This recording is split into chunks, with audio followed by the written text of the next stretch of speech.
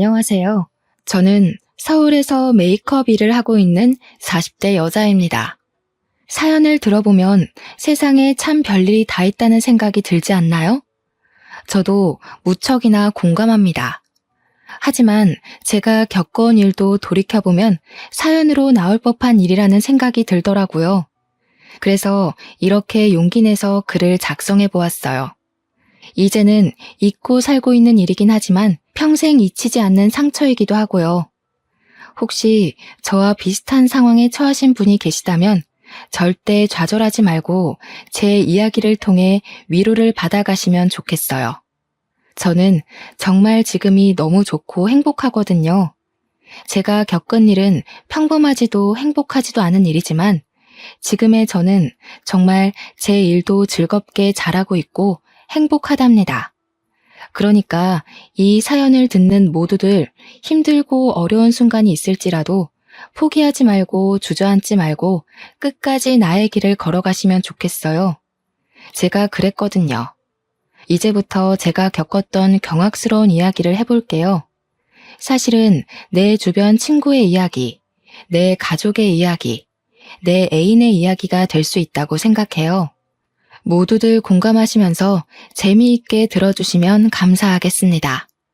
제 어머니는 미용 일을 하셨습니다. 동네에서는 1등으로 손이 빠르시고 가격도 저렴해서 인기가 많은 미장원을 운영하셨습니다. 어머니의 손은 항상 퉁퉁 불어 있었습니다. 어린 저는 어떻게든 엄마를 도와보겠다며 아주머니들 파마를 해주실 때 옆에서 헤어롤을 집어드리고 고무줄을 챙겨드리며 칭찬을 받았던 기억이 있습니다. 미장원에서 수건은 또 얼마나 많이 쓰이는지 아시나요? 제가 차마 그 많은 수건들을 빨지는 못했지만 빨래 건조대에 엄마랑 언니들이랑 같이 널며 이야기꽃을 피우던 따뜻한 기억이 있어요. 작은 미장원을 운영하셨던 엄마는 집안일을 하랴 미장원에서 일하시랴 몸이 100개라도 부족하게 바쁘셨어요.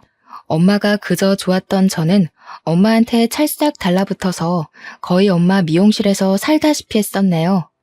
하도 미장원이 놀이터라 생각하고 붙어있다 보니 동네 아주머니들과도 가까이 지내며 저는 어른들께도 싹싹하게 잘 대하고 엄마를 따라 손재주도 좋은 아이로 자랐습니다.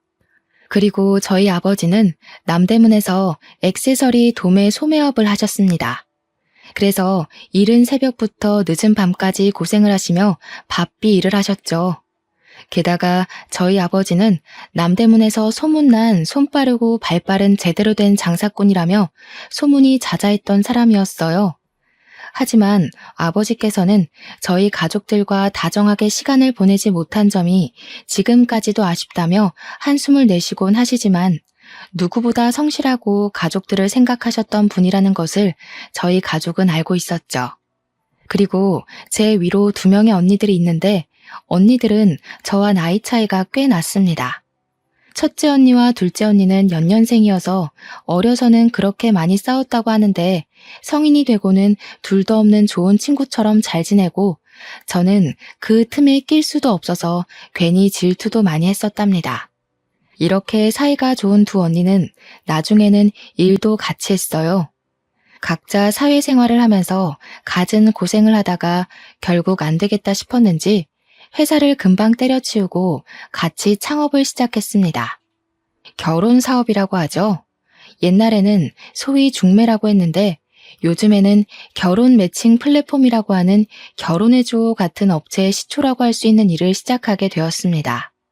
아무래도 어머니께서 미장원을 하시다 보니 동네 아주머니들끼리 서로 중매를 서주시고 실제로 결혼이 성사되는 모습을 자연스럽게 보고 자라서 그랬는지 언니 둘은 그렇게 사업을 시작했습니다. 저는 어려서부터 손재주가 좋은 편이었습니다.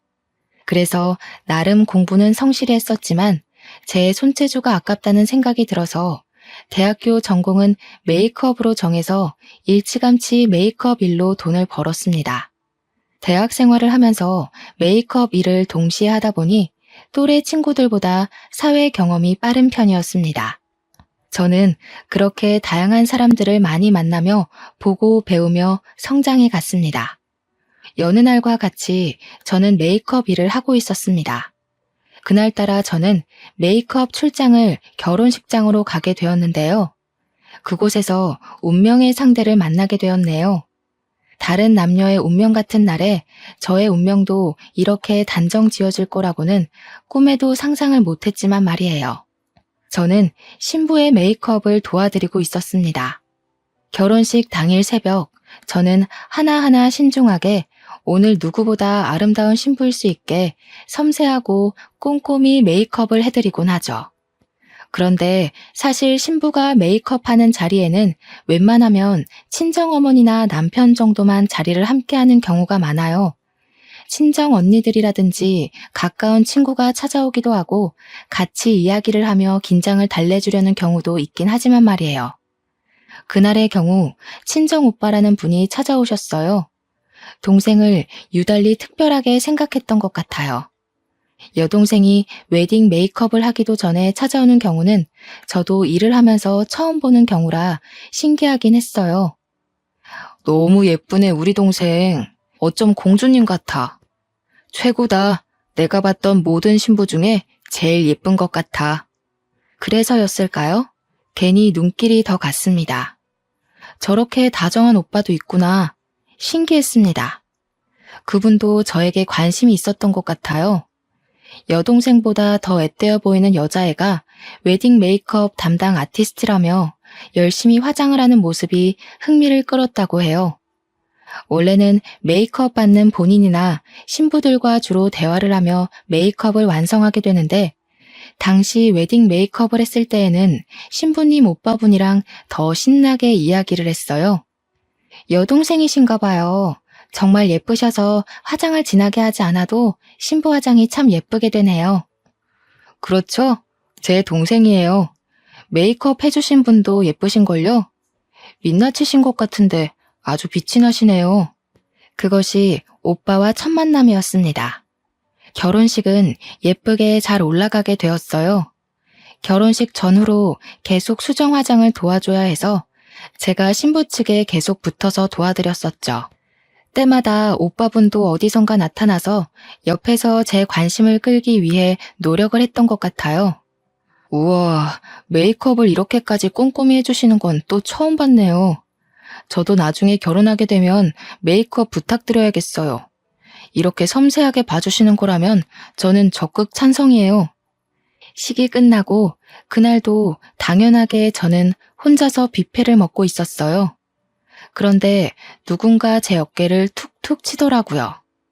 누군가 싶어서 오물거리며 뒤를 돌아보니 신부 측 오빠분이 서 계셨어요. 아니, 그래도 그렇지. 어떻게 결혼식 뷔페를 혼자만 먹어요? 같이 먹어요. 같이 먹어야 더 맛이 있지 않겠어요? 아, 그렇긴 하겠지만 저야 뭐 워낙 혼자 먹는 뷔페가 익숙해서요. 웨딩 메이크업이 처음도 아니기도 하고요. 그러려니 하고 그냥 식사하고 있었어요. 금방 먹고 일어나서 그 다음 출장 다녀와야 하거든요. 어이구, 그렇구나. 어린 나이에 벌써 그렇게 부지런하게 일을 하는 것 보니 금방 부자 되겠어요. 멋지네요. 저와 오빠는 신나게 이야기를 했습니다. 저도 메이크업만 할 줄 알지 바쁘게 일상을 살아가다 보니 친구가 많은 것도 아니었고 연애 경험이 많지도 않았었어요. 그래서 누군가 저에게 관심을 가지고 이야기를 할 수 있다는 게 참 좋았죠. 오래 두고 볼 일이지만 저랑 꽤 잘 맞는다는 생각이 들었습니다. 하지만 즐거웠던 대화를 통해 들었던 이야기 내용들이 모두 즐겁기만 한 것은 아니었습니다. 우선은 저보다 나이가 꽤 많았는지 제 나이를 알고는 본인의 나이를 밝히지 않더군요. 저는 대학생의 메이크업 전공을 하고 메이크업 쪽으로 아르바이트를 하며 경력을 쌓아간다는 이야기를 했어요. 제 이야기를 다 듣고 자신에 대해 소개하겠다며 본인의 커리어에 대해 들려주더군요. 저는 남대문에서 작은 사업을 하고 있어요. 다양한 액세서리부터 의류까지 다양한 종류의 물건을 소매로도 판매하고 해외로도 유통하고 있는 무역업까지 하고 있어요. 어머, 남대문 쪽에서 일하고 계셨군요. 저희 아버지도 남대문에서 일하시는데 뭔가 괜히 더 반갑네요. 일하기 바쁘고 힘드실 텐데 젊으신 나이에 대단하시네요. 제가 오빠에 대해 살짝 칭찬을 하니 그 칭찬이 너무 좋았나 봐요. 저에게 사업 이야기를 계속 늘어놓으며 자랑을 하더라고요. 이야기는 꼬리에 꼬리를 물고 계속되었어요. 시간이 가는 줄 모르게 대화를 하다 보니 저는 그 다음 일을 하러 가야 하는 시간이 다가왔습니다. 나중에라도 밥이나 함께 하면 좋겠다며 연락처가 있는 명함을 주더라고요. 혼자 밥 먹지 말고 밥 먹을 때 나 불러줘요. 사실 나도 혼자 밥 잘 먹거든요. 근데 혼자 먹기 싫을 때 있기도 하잖아요. 저만 그런 거 아니죠? 연락 주세요. 오늘 대화 너무 즐거웠네요. 오래간만에 말이 제대로 통하는 사람을 만난 것 같아서 기분도 좋고 밥도 맛있네요. 같이 먹으니까 더. 일 조심히 가요. 꼭 연락 주기예요. 사실 저는 오빠의 나이가 꽤 있는 것 같아서 남녀 관계로는 크게 생각을 하지 않았어요.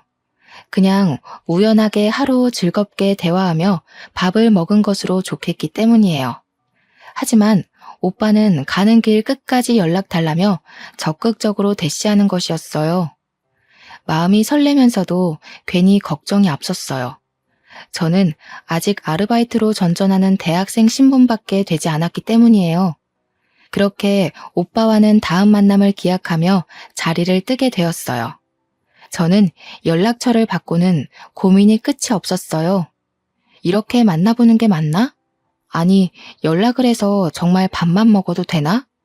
결국 저는 아르바이트 후에 혼자 밥을 먹다가 받았던 명함을 꺼내 들고 연락을 했습니다. 저 지금 혼자 밥 먹고 있는데 같이 식사하시겠어요? 저는 사실 속으로 나이라도 제대로 알고 헤어지더라도 헤어져야겠다는 생각으로 그 오빠에게 연락을 했던 거예요. 민영 씨? 왜 이제야 연락했어요? 기다리고 있었는데. 저는 아직 점심 식사 전이에요. 어디에요? 당장 갈게요. 그렇게 저희는 만남을 갖고 점심 식사도 함께, 저녁 식사도 함께 하며 시간을 보냈네요. 오빠는 나이가 생각보다 많았어요. 저와 띠동갑 15살 차이가 났던 거예요. 이제 돌이켜볼 때 오빠 입장에서 나이를 이야기해봤자 본인 손해라는 생각에 조용히 아무 이야기도 안 하고 그 다음 만남을 기약했던 것 같다는 생각이 들어요. 저는 20대 초반, 오빠는 30대 중반의 나이였으니 딱 봐도 제가 얼마나 어리고 앳되어 보였겠어요. 대화를 할수록 나이 차이가 세대 차이처럼 느껴지는 구석이 있었습니다. 공감하고 좋아하는 가수나 TV 프로그램이 달랐지만 생각의 차이는 적었어요. 나름 취향도 비슷했죠. 좋아하는 음식도 비슷했고요. 제가 여느 20대 여자애들과 다르게 국밥을 그렇게 좋아했거든요. 그래서 오빠와는 만날 때마다 국밥을 꼭 한 끼니는 먹으면서 친해지고 대화도 자연스럽게 할 수 있었어요. 오빠도 꽤나 국밥을 좋아하는 사람이었던 것이죠. 그렇게 서로 호감을 갖고 몇 번의 만남 끝에 저희는 사귀기로 했습니다. 저에게는 첫 연애였네요. 제가 뭣도 몰랐죠. 그냥 대화가 되고 나를 좋아해주는 사람이다 싶으니 풍선처럼 마음이 한순간에 부풀더군요. 그래도 데이트를 하면서는 데이트 비용도 오빠가 다 지불하고 항상 다정하게 대해줬어요. 그게 저는 사랑이라고 생각했죠. 하지만 제가 사귀고 있는 남자에 대해 가족들과 몇 없는 가까운 친구들은 반기를 들었어요. 그리고 사실대로 말씀을 드렸다가는 아빠가 집에서 쫓아낼 것만 같아서 아버지에게는 비밀이었던 연애였어요. 아무리 좋다, 괜찮다, 나를 사랑해주고 나도 사랑해준다는 이야기를 해도 15살 나이 차이가 난다는 이야기를 하면 미친 거 아니냐, 헤어져라, 정신 차려라, 미성년자랑 연애하는 정도 아니냐며 남자가 도대체 정상적인 사람은 맞냐고 무척이나 뭐라고 했어요. 특히 두 언니와 어머니가 진절머리를 치며 싫어하셨죠. 두 언니는 게다가 결혼정보업체 일을 하다 보니 더더욱 반대가 심했어요.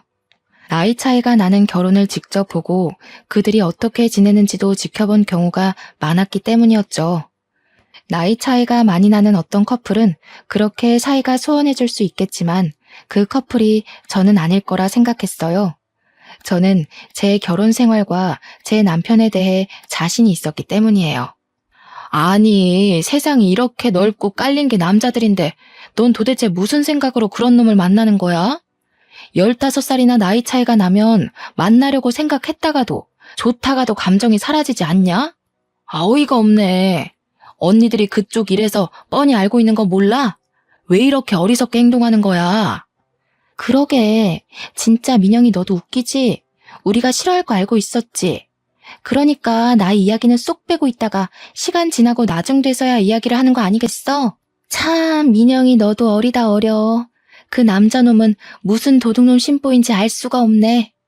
저는 당시에 한창의 나이였지만 남자 쪽에서는 30대 중후반, 40대를 바라보는 나이인지라 집안에서 결혼에 대한 압박이 꽤 있었나 봐요. 저는 결혼 생각이 전혀 없었어요. 하지만 오빠는 사귀기 시작한 지 한 달쯤인가 되었을 때부터 결혼에 대한 이야기를 하기 시작했어요. 저는 너무 이르다는 생각이었죠. 오빠가 좋은 사람이고 남자로서도 제가 좋아하게 되었고 본인 밥벌이도 하고 집안도 괜찮다고 생각을 해서 그냥 흐르는 대로 가보기로 했어요.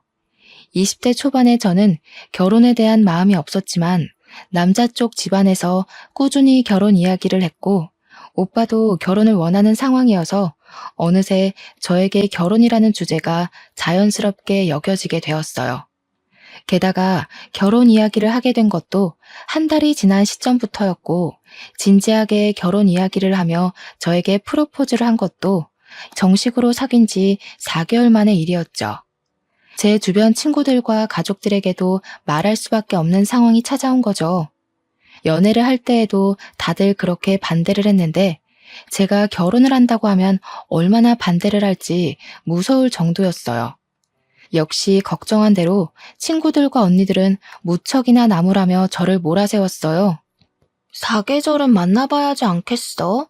그 사람 너보다 20살이나 많다며. 그렇게 급하게 결혼까지 하다가 탈라면 어떻게 하려고 그래? 민영이 너 정말 그 사람에 대해 다 잘 알고 있다고 생각해? 20살 아니고 15살 많아. 그리고 자기 일 책임감 있게 잘하고 나 아껴주고 집안에도 문제 없어. 그것 말고 뭐가 더 필요해? 내 결혼인데 어떻게 그렇게까지 반대할 일이야? 저도 오빠와의 결혼에 대해 확신이라기보다는 고민을 하고 있었는데 하도 주변에서 몰아붙이다 보니 제가 오기가 나더군요. 내가 잘 사나 못 사나 봐라. 나 정말 잘 살 자신 있다. 보란 듯이 보여주고 싶어졌어요.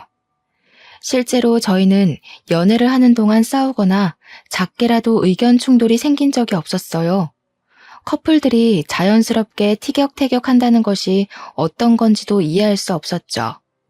주변에서는 그래도 싸워도 보고 긴 기간 지켜보면서 신뢰를 쌓아가는 것이라며 걱정 어린 조언들이 끊이지 않았습니다. 저는 프로포즈를 받고 그 후로 3개월이 지난 후에 결혼식을 올리게 되었습니다. 지금에서야 그 시간들을 돌아보면 왜 뭐가 그렇게 급해서 1년이 되지도 않는 시간 동안 쪼들리듯이 결혼식을 올렸던 것인지 저도 콩깍지가 어지간히 단단하게 쓰여 있었다는 생각이 들어요. 축복이라기보다 많은 사람들의 걱정과 염려 속에 저희는 신혼생활을 시작하게 되었죠. 사업을 하던 남편 덕분에 그래도 결혼 초기 자본으로 서울에 있는 작은 아파트에서 살 수 있었어요. 너무도 기뻤어요. 저는 항상 주택이나 빌라에서만 살아왔기에 아파트에서 사는 것이 꿈이었어요. 저는 부모님으로부터 독립도 하기 전에 결혼을 하게 되어서 아담하지만 내 집이라는 공간이 생긴 것도 참 좋았답니다. 그렇게 내 꿈을 이루었다는 생각에 한껏 부풀어 있었던 것도 잠시였죠. 곧 악몽처럼 현실이 다가왔습니다. 하루는 저희 신혼집에 가스 점검이 있었어요. 그래서 점검하신다는 기사분을 들여보냈는데 저희 집을 유달리 유심히 보는 거예요. 저도 처음엔 아무 생각이 없었지만 점차 이상하다는 생각이 들었습니다. 가스 점검을 하시는 것도 지켜보는데 제대로 하는 것 같지 않았어요. 혹시 점검하시는 분 진짜 맞으세요? 아까부터 저희 집을 계속 두리번거리시고 가스 점검은 하는 동 마는 동 하시길래요. 아, 네. 그럼요. 점검 나와서 점검하고 있잖아요. 빨리 끝낼게요. 본인이 점검을 한다고 하는데 덧붙일 말은 크게 없었습니다. 그래서 그냥 저는 집안일을 마저 했어요. 그런데 말이죠. 그 다음 그분의 행동이 더 이상했습니다. 저희 부부의 웨딩 촬영 사진이 거실에 크게 액자로 걸려 있는데 그 앞에서 사진을 뚫어져라 보는 것 아니겠어요? 괜히 찜찜하고 이상한 기분이 들었어요. 저기, 지금 뭐 하시는 건가요? 사진을 왜 그렇게 기분 나쁘게 쳐다보세요? 아니, 기분이 나쁘시다뇨. 저는 그냥 웨딩 촬영이 예쁘게 된 것 같아서 부러워서 본 것뿐이에요. 참 별것도 아닌 걸로 과민하게 구시네. 뭐 불안하고 찔리는 거라도 있으신가 봐요? 아니, 결혼한 지 얼마 안 된 사람한테 할 말이 있고 안 할 말이 있지.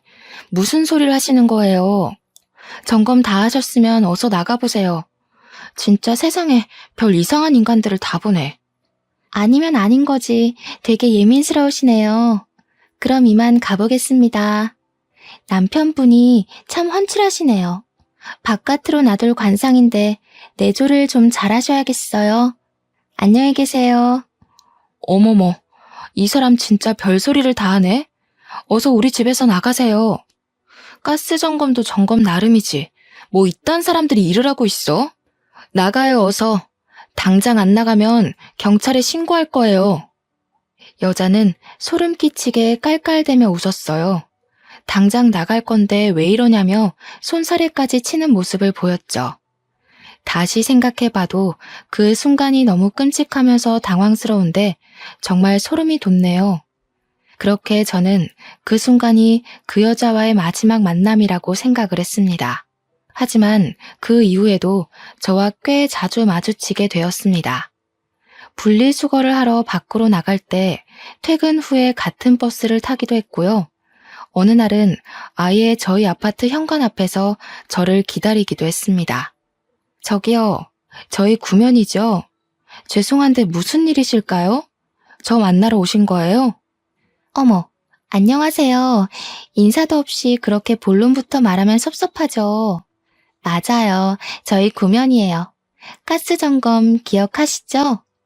저도 이 동네 사는데 그때 친절하게 대해주시고 얼굴도 몇 번 우연히 보다 보니 친구하면 좋을 것 같아서 인사드리려고 기다렸어요.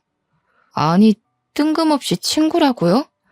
무슨 자다가 봉창 두드리는 소리 하시는 거예요? 목적이 뭐예요? 꼭 목적을 가지고만 사람을 만나나요? 너무 딱딱하시다. 오늘은 좀 놀라신 것 같으니 다음에 또 인사드릴게요. 괜찮을 것 같네요. 안녕히 들어가세요. 뜬금없는 친구 이야기에 당황스러웠던 저는 무서운 마음에 남편에게 상황을 알렸어요. 나이도 어려 보이는 젊은 여자가 가스 점검 기사님으로 일하는 것 같긴 한데 계속 눈앞에 나타나고 우연히 만난다. 그리고 오늘은 나한테 말까지 걸었다는 이야기를 했죠. 남편은 사색이 되며 진짜 조심해야 할 것 같다며 다음부터 그런 사람 만나면 절대 아는 척 하지 말고 말도 걸지 말라고 하더라고요. 미친 사람 같다며 여자 쪽에서 말을 걸더라도 그냥 피하는 게 상책일 것 같다고요. 신혼생활을 하며 그렇게까지 언성을 높이고 얼굴이 시뻘개지게 흥분을 했던 적이 없었는데 하도 잔소리가 길어지길래 알겠다고 안심을 시켰어요. 그날 이후로 저는 그 여자를 우연이라도 마주칠까 조마조마한 마음으로 지냈어요. 그럴 만도 하죠. 하지만 남편은 그날 이후로 저에게 언성을 높이며 저를 쪼아대기 시작했습니다. 그런 남편이 이상하게 느껴졌어요. 그렇게 사랑꾼이던 사람이 어느 순간 180도 변하는 모습을 보이니 배신감까지 들더군요. 또 이상했던 일이 있었습니다. 남편 휴대폰으로 모르는 전화번호가 꾸준히 연락이 오는 것이었어요. 아침에 기상을 할 때도 알람처럼 전화를 하고 저녁 식사 때에도 꼭 전화가 왔어요. 심지어는 자기 직전까지 전화가 울려대는 것을 봐야 했습니다. 같은 번호로 계속 연락이 오네? 아무리 거래처라고 해도 꼭 두새 벽부터. 그리고 자기 전에 연락하는 건 너무 예의가 아니지 않아? 한마디 하면 안 돼? 너무 짜증나서 왜 전화는 안 받는 거냐고 물어봤어요. 남편은 거래처 사람 연락인데 컴플레인이 과하다며 둘러대더군요. 남편의 사업 문제만 아니어도 그냥 차단을 해버리는 건데 차단을 할 수도 없는 상황이라 그냥 특이한 거래처 사람이겠거니 넘어가려 했습니다. 하지만 그 후로 남편은 계속 이상했습니다. 제가 느꼈던 가장 큰 변화는 핸드폰 비밀번호를 바꾼 것이었어요.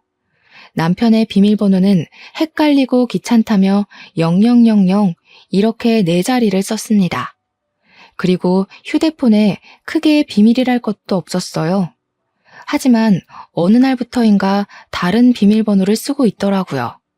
여보, 비밀번호 바꿨던데? 왜 바꿨어? 귀찮다면서. 아, 그냥 도난이라도 당했다가 괜히 일나면 복잡해지잖아.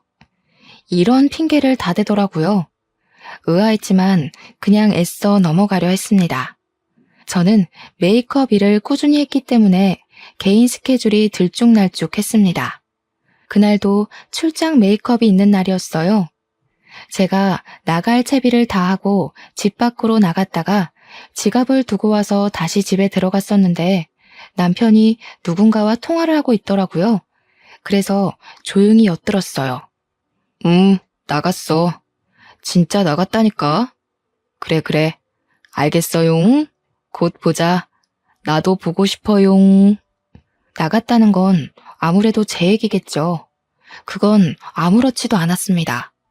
하지만 콧소리를 흥흥거리며 애교 섞인 이야기를 하며 누군가에게 보고 싶다고 속삭이는 남편의 모습은 저도 난생 처음 봐서 까무러칠 뻔했습니다. 아무래도 남편한테 비밀이 있다는 안 좋은 예감이 들었어요. 지금 아는 척을 해야 하나, 나중에 크게 제대로 잡아야 하나 순간 고민이 들더군요. 하지만 이내 아니겠지, 제 마음 편하자고 넘어가려 했었네요. 그렇게 저는 일을 하러 나왔습니다. 조용히 남편에게 들키지 않고요. 하지만 제가 죄를 지은 것도 아니고 잘못한 것도 하나 없는데 집에서 들어가고 나가는 것도 눈치 봐야 하고 남편의 덜미를 어떻게 잡아야 하는지 고민을 하는 상황도 너무 열이 뻗치더라고요. 하루 종일 머릿속을 떠나지 않았어요. 남편이 다른 여자와 뒹구는 모습까지 상상이 되니까요. 끔찍했어요. 차라리 현실을 마주하고 끝내려면 빨리 끝내버리는 것이 낫겠다는 생각이 들었어요. 제 생각이 확고해진 계기가 있었습니다. 여태 한 번도 없었던 해외 출장을 간다는 것이었어요. 신혼 1년도 지나지 않았는데 어떻게 이럴 수 있는 거지? 정말 눈물이 핑 돌더군요. 아무리 좋게 생각해보려 해도 쎄하다 싶고 이상하다는 생각이 계속 끊이질 않았어요. 그렇게 언니들한테 조언을 구했습니다. 언니는 난리를 치면서 남편 머리채를 뜯어놓고 말겠다며 무지하게 화를 냈어요. 언니들은 같이 사업을 하며 불륜에 관한 이야기를 많이 듣다 보니 이골이 난 상태였더라고요. 덕분에 제대로 조언을 들을 수 있었습니다. 우선은 증거가 될 만한 자료들을 모아야 한다고요. 그냥 화가 난다고 화를 내지르는 게 답은 아니라고 하더군요. 그래서 증거 수집을 위해 저와 언니는 고민 끝에 사설 탐정본을 고용하기로 했습니다. 증거 수집을 제대로 해야 하기 때문에 너무 놀라거나 당황스럽다고 피하시면 안 됩니다. 저는 사진을 계속 찍을 거예요. 마음 단단히 잘 먹으시고요. 바람난 남자들 앞뒤 안 가리거든요.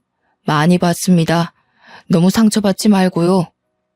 고용한 사설 탐정을 따라 남편의 뒤를 따라가 보았습니다. 남편의 치밀함에 기가 차더군요.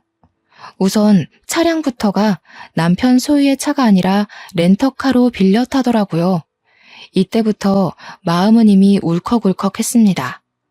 렌터카를 대여해서 서울 외곽으로 빠지더군요. 입이 다물어지지 않았어요. 분명 저에게는 중요한 해외 출장이라고 했거든요. 그렇게 서울 외곽을 달려 도착한 곳은 한 허름한 호텔이었습니다. 들어가지 말라고 속으로 그렇게 빌었는데 남편은 기어코 호텔 방으로 들어가더군요. 탐정부는 우선 남편이 호텔로 들어가는 사진부터 렌터카까지 사진을 찍었습니다. 저는 이게 현실인지 꿈인지 어벙했어요. 같이 동행한 언니가 정신 똑바로 차리라며 제 남편 욕을 쏟아붓고 제 손을 잡고 호텔 방으로 향했습니다. 사실 상상만으로도 끔찍한 일인데 직접 제 눈으로 보면 정말 쓰러질 것만 같았어요. 그래서 한참을 망설이고 문 앞에서 기다리다 제가 선택한 남자의 실체를 제대로 마주하고 깔끔하게 끝내자는 다짐을 하며 방문을 두드렸죠. 누구세요? 남편은 꼴보기 싫은 차림에다가 황당한 얼굴로 저를 쳐다보았습니다. 그리고 남편의 내연녀라는 인간을 봤어요. 낯설지 않은 얼굴, 기억 저편에 있던 사람이었습니다. 아니, 여보, 저 여자 나한테 무시하라고 했던 여자잖아. 그게 아니라 할 말이 없다. 미안해. 내연녀는 저희 집에 가스 점검이라며 들어와서 구경을 하고 웨딩 사진을 그렇게 유심히 보던 여자. 길에서 버스에서 우연이라기에 너무 자주 마주쳤던 여자. 나와 친구를 하고 싶다며 먼저 이야기를 걸었던 그 여자였습니다. 기가 차고 어이가 없더라고요. 다리에 힘이 풀려 주저앉았습니다. 처음엔 믿기지도 않고 하도 어이가 없어서 눈물이 나오지도 않았어요. 그냥 현실이 아니라고 부정을 했었죠. 옆에서 제 언니는 내연녀의 머리를 쥐어뜯기 시작했습니다. 그리고 사설 탐정은 계속 셔터를 누르며 사진을 찍었습니다. 남편과 내연녀는 뒤엉킨 채 서로만 감싸 안았습니다. 부끄러운 줄 알았다면 제 눈앞에서 도망쳐야 하는 게 맞지 않나요? 게다가 되려 저희한테 소리를 고래고래 지르며 뭐 하는 거냐고 욕을 하더라고요. 적어도 남편이라는 사람은 저에게 미안하다는 이야기를 할 줄 알았어요. 하지만 바람을 피우면 원래 이렇게 간이 커지고 이기적이게 되는 걸까요? 아니면 이기적이고 못된 사람들이 바람이 나는 걸까요? 어떻게 저한테 미안하다, 잘못했다 한마디가 없었을까요? 정말 무릎을 꿇고 싹싹 빌어도 용서를 해주지 않을 판에 다시 생각해도 괘씸해 죽겠네요. 알고 보니 제 남편 여성 편력이 아주 대단하고 화려했던 과거를 가지고 있던 사람이었더라고요. 30대 중반의 남자가 저만 만나진 않았겠죠. 저도 그 사실이야 알고 있긴 했는데 이 정도일 줄은 몰랐어요. 노래방 도우미 여자부터 대학생, 거래처 사람 등등 도대체 세려야 셀 수 없을 정도로 많은 여자들을 만나왔더라고요. 이 사실을 시댁에서 알고 어떻게든 그 바람길을 잠재워야겠다며 만나는 여자들 중에서 가장 성실하고 괜찮다고 생각한 저를 꼬셔서 결혼시켰던 것이었어요. 하지만 시댁의 바람은 그저 바람이었던 것이었죠. 남편의 바람기는 잠재워지지 않았고 자기 성격 못 이기고 이리저리 여자들 만나며 그렇게 휘두르며 살았던 거예요. 이 모든 일이 신혼 1년이 안 되어서 일어난 일이라니 저도 말씀드리면서도 믿기지가 않네요. 그리고 내연녀와는 무슨 관계이고 언제 어떻게 만났으며 왜 결혼을 했음에도 더러운 관계를 유지했느냐고 물었어요. 남편의 대답이 더 기가 찼죠. 둘이 처음으로 만난 것은 제가 메이크업을 해줬던 동생 결혼식장, 저와도 처음 만난 곳에서 내연녀와도 처음 만났던 것이죠. 기가 막히는 상황에 어이가 없어서 이 얘기를 들어야 하나 말아야 하나 고민이 되었지만 얘기나 들어보자는 마음으로 이악 물고 얘기를 들었습니다. 남편이 설명하는 내연녀의 실체는 여동생의 결혼식장에서 만났던 여동생의 친구분이었다는 거예요. 저와 그렇게 연애를 시작하고 만나는 동안에도 여동생 친구라는 사람을 동시에 만나왔던 것이더라고요. 이걸 눈치도 채지 못했던 제가 어찌나 바보같이 느껴지던지요. 뭐라고? 그러면 신우는 이 상황을 알고 있어? 자기 친구랑 오빠랑 바람났다는 것을? 알고 있긴 해. 근데 참 상황이 어려웠지. 이렇게 말끝을 흐리는데 진짜 엎어치기를 하고 싶더라고요. 똑바로 설명 좀 해보라고 해서 들어보니 신우는 저보다 자기 친구와 사귀고 결혼까지 하는 것을 더 원했더라고요. 참나, 이런 사실도 제대로 모르고 있었는데 제가 시댁 식구들한테 잘하는 모습을 보고는 얼마나 기가 차고 웃겼을까요? 제대로 비웃음거리가 된 기분이었어요. 알고 보니 시댁 식구들은 제 남편이 저와 동생 친구, 이렇게 두 명과 양다리를 걸치고 있었다는 것을 이미 알고 있었던 거예요. 게다가 우리를 만나면서도 중간중간 다른 사람들을 만나는 것도 있었고요. 그런 건 당연스럽게도 눈을 감아줬던 거죠. 머리가 깨지는 기분이었어요. 도대체 이런 상황이 말이나 되는 건가 싶어서요. 그래도 결혼식까지 올리고 도장까지 찍었으면 관계 정리를 해야 하는 거 아니야? 제정신이야? 미친 거야? 나한테는 두 명 다 사랑인데 어느 쪽을 택하고 어느 쪽을 포기하겠어. 그래서 난 두 명 모두를 택한 거야. 이런 정신 나간 이야기를 하더라고요. 둘 다 사랑해서 둘 다 택했다. 그래서 본인은 당당하고 자랑스럽다는 이야기라도 할 수 있는 걸까요? 무슨 말도 안 되는 소리 좀 하지 마. 길거리 나가서 지나가는 개한테 물어봐도 이런 식으로 대답하지는 않아. 저도 제 할 말은 해야 했습니다. 저도 제 인생 걸고 20대 초반의 나이에 나이 차이 많이 나는 남자와 결혼을 한 거잖아요. 제 삶이 아깝고 제 시간이 안타깝고 제 창창한 20대 인생을 날려먹었다는 생각에 분이 차올랐습니다. 어머, 저한테도 말 좀 걸어주세요. 저랑 초면 아니잖아요. 저번에도 인사했을 때 되게 까칠했는데 그 성격 여전하시네요. 그러니까 남편이 도망 나와서 이렇게 저랑 놀죠. 신혼이라면서 남편 관리가 이렇게 안 돼서 쓰나? 바람이 당당하고 책임 전가를 저에게 하더라고요. 그 더러운 연놈들 때문에 흘리는 눈물이 아깝고 치가 떨렸어요. 그래서 저는 제가 해야 할 일을 하기로 마음먹었습니다. 나쁜 놈에게는 나쁜 놈에게 맞는 대우를 해야겠다는 생각뿐이었어요. 분이 가시지를 않았죠. 그래서 저는 남편 놈이 행했던 만행들을 손편지로 하나하나 다 적었습니다. 그리고 불륜 현장에서 찍은 사진들도 모조리 프린트를 해서 편지와 함께 수백 장 복사를 했습니다. 남편이 일하는 곳은 남대문이었죠. 아버지께서도 일을 하시는 같은 동네였기 때문에 저는 아버지께서 모든 사실을 알게 되시고 남편을 쫓아가 때리실 수도 있다는 가능성까지도 염두에 두고 일을 진행했습니다. 남대문은 새벽부터 붐비고 바쁘게 움직이죠. 저는 그것보다 더 일찍 일어나서 움직이고 실천에 옮겼습니다. 시장 사람들 정말 많죠. 우선은 상인분들을 한 분 한 분 찾아뵈면서 제가 프린트한 손편지와 사진을 정성스럽게 전해드렸습니다. 어머머, 세상에 어떻게 이런 일이 있다냐? 미친 거 아니냐? 아주 돌았나 봐. 남자 여자가 쌍으로 돌았네 그려. 어떻게 민영이 같은 저자를 두고 바람이 나도 저렇게 단단히 바람이 났디야? 그니까 말이여. 민영이 마음고생 많았다. 저런 쓰레기 같은 놈 쳐다보지도 말어라.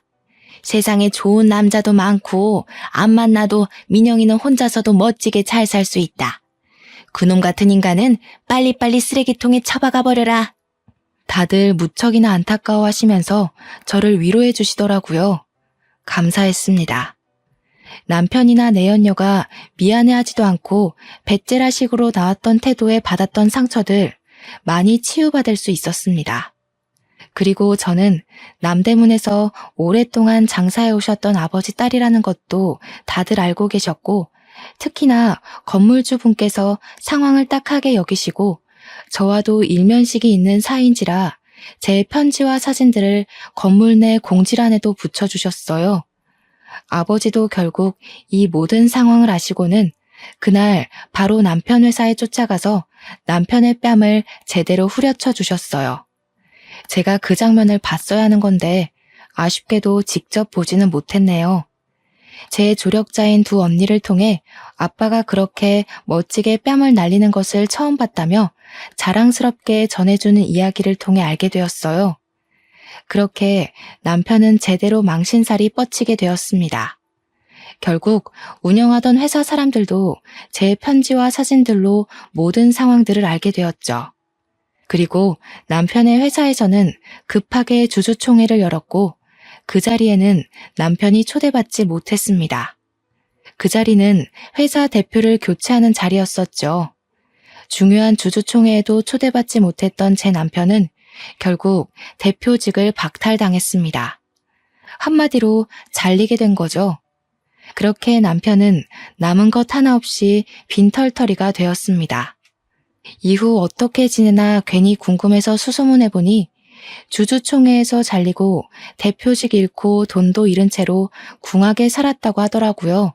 그 길로 저는 남편과 결혼한 지 1년도 채 되지 않은 시기에 이혼 서류에 도장을 찍었어요. 현재는 제 일을 맘껏 실컷 자유롭게 하며 메이크업 아티스트로 성공해서 강남에 숍도 차리게 되었습니다. 정말 더 열심히 살기 위해 이를 갈았어요. 누구보다 멋지게 저를 놓친 것이 인생의 실수라는 것을 보여주고 싶었고, 그것이 제가 할 수 있는 가장 뜨거운 복수라고 생각했습니다. 짧은 결혼 생활이었습니다. 사실 누구라도 저보다야 결혼 생활은 오래 하시는 경우가 많으실 거라 생각해요. 하지만 저는 후회 없습니다. 결혼 생활 동안 정말 누구보다도 남편을 아끼고 사랑했고 제 일에도 열정적이었으며 집안일도 부족함 없이 했거든요.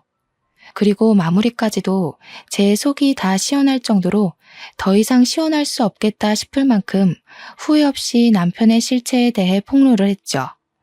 어떤 분들은 분명 너무 과한 게 아니냐고 하실 수 있겠지만 아니요, 저는 최선이었고 다시 그 순간으로 돌아간다 해도 같은 선택을 하고 전 남편에게 제대로 창피를 줬을 것 같아요.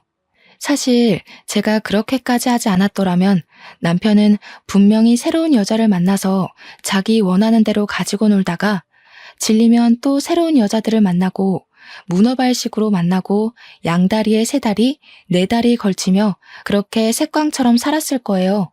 그리고 어떤 분들은 바람에 대해 눈 감고 넘어가는 경우도 있을 거라 생각해요. 저도 존중하고 이해합니다. 사실 저에게 아이가 있었다면 이렇게까지 악랄하고 제대로 복수를 하지는 못했을 것 같아요. 제 남편이긴 하지만 아이의 아빠란 역할도 무시할 수는 없기 때문이죠. 제 이야기 끝까지 경청해 주셔서 감사합니다. 제가 말씀드린 전 남편 같은 놈 절대 마주치지도 엮이지도 않길 진심으로 기원해요. 모두들 좋은 인연들만 주위에 가득하시길 응원하겠습니다. 항상 행복한 일들만 가득하시길 바랄게요. 감사합니다. 오늘도 좋은 하루 보내세요.